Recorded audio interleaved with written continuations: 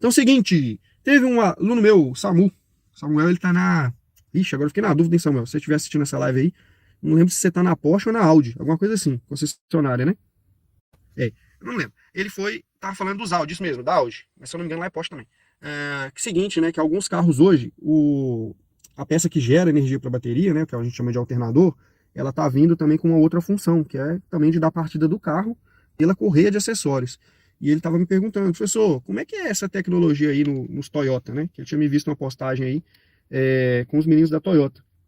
E aí falei com ele, cara, ó, existem algumas diferenças, né, de veículos híbridos, e nesse caso, o Audi que você está falando aí, ele tem uma tecnologia híbrida de híbrido leve, né, de mild hybrid, tá, ou MHEV, tá? Olha o que eu tô manjando em inglês aqui. E aí o que que acontece? Ele tem uma máquina elétrica que a gente chama de alternador, que na verdade é um alternador e também motor de partida.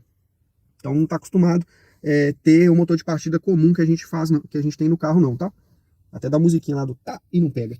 Não tem. Então ele é tocado pela correia de acessórios. E ele faz função de um motor elétrico e também, em determinadas ocasiões, ele pode funcionar como se fosse um propulsor a mais.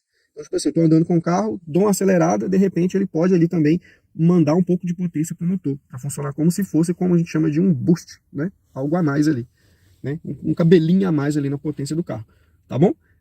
Agora, nos Toyota, o que, que vai acontecer lá nos Toyota? Nos Toyota, o híbrido Toyota já é uma categoria diferente, não é esse híbrido leve, é o híbrido full, ou também chamado de strong, tá bom? Viu, Samu? Então esse strong lá, normalmente, o veículo ele vai ter condições de trafegar puramente de forma elétrica, sem o motor a combustão estar ali influenciando no sistema, tá bom?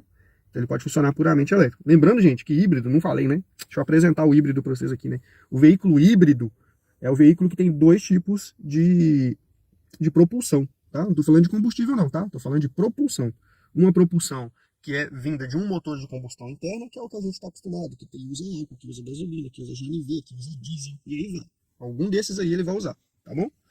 E aí, o outro tipo de propulsão, que é mais comum, é a propulsão elétrica, tá bom? Então eu vou ter uma bateria, eu vou ter uns controladores, vou ter lá toda a parafernália elétrica, que a gente chama de tração elétrica, né?